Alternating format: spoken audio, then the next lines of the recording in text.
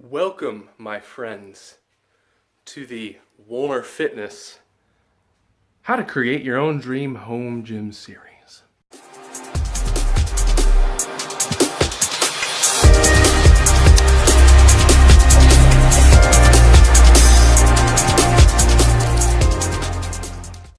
This is part one, and today I'm going to be just off the cuff talking about the basic requirements that you need to meet in order to consider having your own amazing home gym. So I did plan this actually a little bit, and I kind of wrote down the things that I need to hit on. I'm not going to be too detailed because I don't want to bore you guys, but I'm just going to run through everything that I think you should consider before you invest in a home gym. So firstly, we need to talk about the environment, and that means space. Do you have the space for this? Okay, because this is important.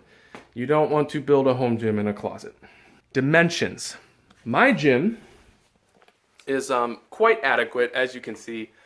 I did have a big cable gym there in the corner. Maybe I'll flash a picture if I have one. But I took it out, and I am going to put a new machine there, a lat pole. So that is not open space. My open space is this right here. Everything that's uncovered, this concrete floor, this is my open space. And so when I deadlift or do plyometrics, I do it here on the cement. Everywhere else can have a piece of equipment in it because I don't need that open space as long as I have this. So consider what type of training you're going to be doing. Ask yourself how much open space you're going to need for it. And consider that when you're measuring your gym. My gym is about 20 feet long by about 14 feet wide. All right, so it's about 20 by 14. And it's plenty of space, all right? I have a full power rack that I bench press and squat and overhead press in. I have a dedicated area for my dumbbell bench. I have a dumbbell rack. I have an air bike. I will have a lat pole. And then I have space in the corner over there for accessories. Space in the corner over here for strength equipment. And over here, I just keep my safety bars and my ab mat and my exercise ball. Those things kind of float around the room depending upon where they're needed. But again, 20 feet by 16 feet is very adequate. As you can see over here, my leg press and my preacher stand extend beyond this wall. So over here, it's probably about 19 or 20 feet wide instead of 14. I also have my coffee station over there. Consider getting a coffee station. Highly recommend it. So those are the dimensions of the room. The height of my ceiling. So up to here is 72. All right, it's 72 inches, and I can fit most large pieces of equipment in that range. My power rack, I believe, is 70 inches tall, so it fits pretty nicely. The lat pole I'm going to get is 71, so it's just barely going to fit. But also consider in between these beams, okay? If you go in between the support beams up to the very top of the ceiling, it's an extra 10 inches. So that's 82 inches all the way up there. And so, for example, if you have a piece of equipment like this or a lat pole that's just a skinny piece that's really tall, you can slide that in between the support beams and still have room for it. A lot of you will probably be building a gym in an unfinished basement like this. So just consider that, but also be aware of the pipes. You don't want to mess with any of the pipes or the wires. So dimensions, important. Consider it. Measure it out. Measure your equipment before you buy it. Make sure it fits. Second is ventilation. You want ventilation, okay? Because in the wintertime, it doesn't matter a whole lot. I open the windows even in the wintertime sometimes just to let fresh air in because it gets really stuffy down here. But in the summertime, it gets really hot, it gets really muggy, and occasionally I have 4 people working out down here, and it just gets really hot and it smells like sweat. And I use air freshener. I have those water beads that fill with water and they release a fragrance. Those help. But there's nothing like having the window and the door open in the summertime down here. It's refreshing, the breeze comes through. You want ventilation. You really do. I have an alternate entrance. This is a basement door that leads outside to my driveway.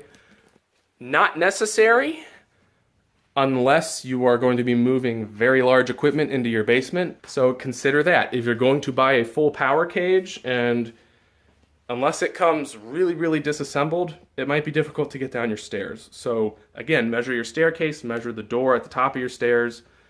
If you're doing it in a garage, you have a garage door, you're set. So consider the entrances. Additionally, if you're going to be training clients like I do, you want that alternate entrance, because if you have clients coming in through your home, that completely changes the liability, all right? For legal purposes, you want to have a separate entrance that the client does not have to go through your home. Next, you're going to want to consider hazards. So if you have your gym in a finished basement with drywall and carpeting, then you can screw off, because that's going to be nice. But if you have your gym in an unfinished basement or a garage or a barn or anything like that, you want to consider hazards. Firstly, the ceiling. Back to the ceiling. For some reason, this house, which was built in 1836, and I'm sure has been renovated since, is just covered in nails, all right? There's nails all over the ceiling. There's nails in the wall. Look out for that stuff.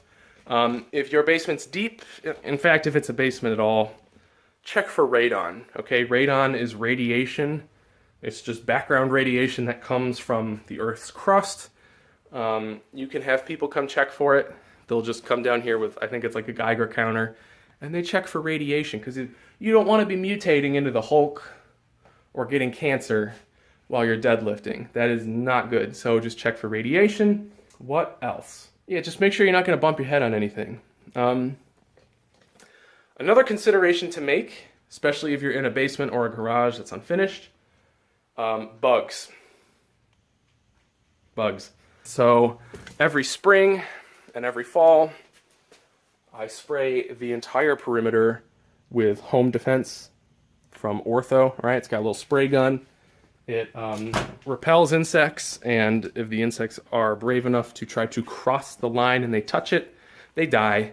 Also, consider the type of material that the floor is made of. This is not as important as the walls or the ceiling, but if you're planning on deadlifting or dropping weights, you should never drop your weights. You should never throw them. You can gently set them down. But if you're going to be deadlifting and you don't want to break your floor, consider what the floor is made of. Okay, so mine is like just a basic concrete. It does chip and crack. So what I do is I took these old puzzle mats over here and I layered them with cardboard and put masking tape around them, and I deadlift onto those. I do not drop any weights on the bare floor. I have the carpeting, I have the rubber flooring. I got this at Dunham's sporting goods store. It was like $25 a mat. I think they're like 8 feet by 4 feet. Not the best deal. You can go to like a Tractor Supply and get stall mats for like horse stalls. Those are much thicker. They weigh like 100 pounds a piece. They're expensive, but you can deadlift on those and feel perfectly safe. I would not deadlift on those alone. I still use the puzzle mats. But those or the big area rugs are adequate for like dropping a dumbbell. Nothing cracks or anything like that. So those are my main considerations for the environment. Consider air conditioning, consider heating during the winter time, and consider humidity as well, because in this basement things get damp. So I have a dehumidifier that I run like once a month for a couple days just to kind of pull the moisture out. Your belts, my weight belt, my preacher pad, they get moldy. They got moldy, and so that's why I bought the dehumidifier. I wiped them off, disinfected them, but I don't want my stuff getting moldy ever again, so I use the dehumidifier. Be vigilant with that. Other than that, just make sure you inspect the area very carefully. If you feel for any reason that the floor might not be even, take a balance and check it. Make sure the floor is not slanted, because if you're in a garage or even a basement like this, sometimes there's drains and the floors are slightly slanted so the water runs to the drain. If that's the case, you don't want to be squatting there, okay, because you're going to be off balance. You want a level surface for your gym, so consider that as well.